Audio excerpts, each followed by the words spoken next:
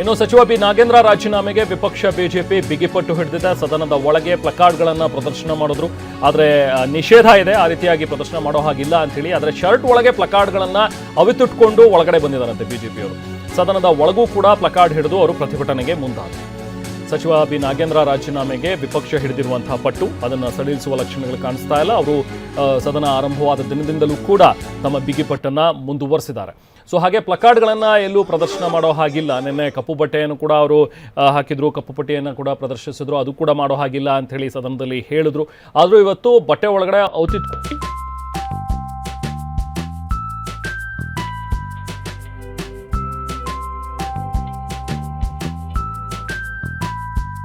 ಅದನ್ನು ತೊಗೊಂಡು ಬಂದಿದ್ರು ಅನ್ನುವಂಥದ್ದು. ಪ್ಲಕಾರ್ಡ್ಗಳನ್ನು ಬಟ್ಟೆ ಒಳಗಡೆ ಇಟ್ಕೊಂಡು ಇಲ್ಲಿಗೆ ತಗೊಂಡು ಬಂದು ನಂತರ ಪ್ರದರ್ಶನ ಮಾಡಿದ್ದಾರೆ ಅನ್ನುವಂಥದ್ದು ಕೂಡ ಆ ಥರದ ಒಂದು ಘಟನೆ ಕೂಡ ಇವತ್ತು ನಡೆದು ಹೋಗಿದೆ.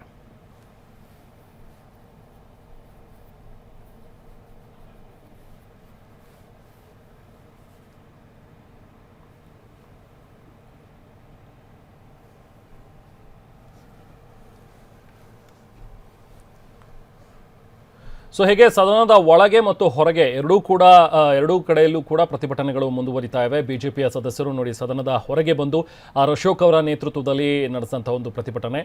ನಾಗೇಂದ್ರ ರಾಜೀನಾಮೆಯನ್ನು ಕೊಡಲೇಬೇಕು, ಯಾಕಂದರೆ ನಾಗೇಂದ್ರ ಒಬ್ಬ ಕಳಂಕಿತ ಶಾಸಕರಾಗಿದ್ದಾರೆ. ಅವರನ್ನು ಸಚಿವರನ್ನಾಗಿ ಮಾಡಿರುವಂಥದ್ದು ಅದು ಶೋಭೆ ತರುವಂಥದ್ದಲ್ಲ ಸರ್ಕಾರಕ್ಕೆ. ಸೊ ನೀವು ಇದೇ ಕಾರಣಕ್ಕೋಸ್ಕರ ಹಗರಣ ಆಗಿದೆ ಅಂತ ಹೇಳಿ ಅವ್ರ ಮೇಲೆ ಏನು ಕಂಪ್ಲೇಂಟ್ ಆಯಿತು, ಇಡಿ ಅವರನ್ನು ಅರೆಸ್ಟ್ ಮಾಡಿತು, ಇದೆಲ್ಲವೂ ಕೂಡ ಆಗುವಾಗ ಅವರಿಂದ ರಾಜೀನಾಮೆ ಪಡೆದ್ರಿ. ಅವ್ರು ರಾಜೀನಾಮೆಯನ್ನು ಕೊಟ್ಟು ಹೊರನಡೆದರು.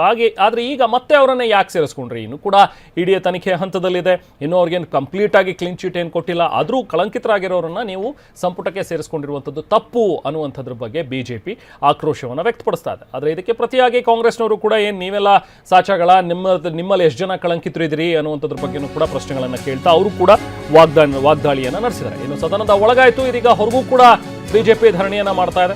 ಸಚಿವ ನಾಗೇಂದ್ರ ರಾಜೀನಾಮೆಗೆ ಆಗ್ರಹಿಸಿ ಬಿಜೆಪಿ ನಡೆಸ್ತಾ ಇರುವಂತಹ ಧರಣಿ ಸತ್ಯಾಗ್ರಹ ವಿಧಾನಸೌಧದ ಕೆಂಗಲ್ ಗೇಟ್ ಬಳಿ ಕೇಸರಿ ಪಡೆ ಪ್ರೊಟೆಸ್ಟ್ ನಡೆಸ್ತಾ ಇದೆ.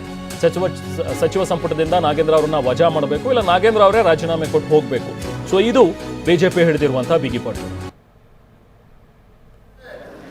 ವಿಧಾನಸಭೆ ಹಾಗೂ ವಿಧಾನ ಪರಿಷತ್ನಲ್ಲಿ ಬಿಜೆಪಿ ಹಾಗೂ ಜೆಡಿಎಸ್ ಎಲ್ಲ ನಾವು ಸದಸ್ಯರುಗಳು ಒಟ್ಟಾಗಿ ಒಂದಾಗಿ ಈ ಭ್ರಷ್ಟ ಸಚಿವನನ್ನ ನಾಗೇಂದ್ರನನ್ನ ಕೈ ಬಿಡಬೇಕು ಅಂತೇಳಿ ನಾವು ಹೋರಾಟವನ್ನು ಮಾಡ್ತಾ ಇದ್ದೇವೆ.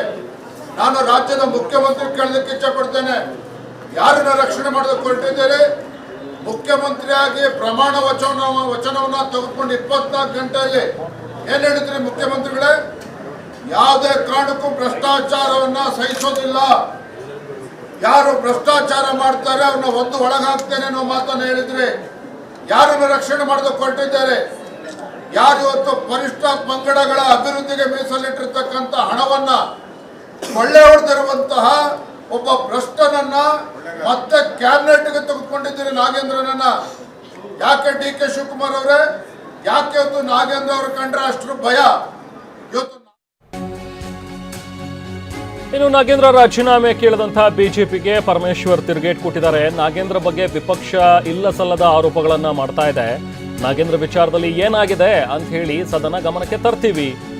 ಸರ್ಕಾರ ತೆಗೆದುಕೊಂಡಂತಹ ಕ್ರಮದ ಬಗ್ಗೆ ಓದಿ ಹೇಳಿದ್ದಾರೆ ಪರಮೇಶ್ವರ್ ಉತ್ತರಕ್ಕೆ ವಿಪಕ್ಷ ನಾಯಕ ಅಶೋಕ್ ಅದನ್ನು ಒಪ್ಪಲಿಲ್ಲ. ಅವರು ಮತ್ತೆ ಆಕ್ರೋಶವನ್ನು ವ್ಯಕ್ತಪಡಿಸಿದ್ರು. ಸುಮ್ಮನೆ ಸದನಕ್ಕೆ ತಪ್ಪು ಮಾಹಿತಿಯನ್ನು ಕೊಡ್ತಾ ಇದ್ದೀರಿ ಅಂತ ಸಮರ್ಥನೆ ಮಾಡಿಕೊಳ್ಳುವ ಬದಲು ರಾಜೀನಾಮೆ ತೆಗೆದುಕೊಳ್ಳಿ. ಅವ್ರದ್ದು ಕಳಂಕ ಇಲ್ಲದ HC ಮಹದೇವಪ್ಪ ಅವರನ್ನ ಸಂಪುಟಕ್ಕೆ ತೆಗೆದುಕೊಳ್ಬೋದಿತ್ತಲ್ಲ.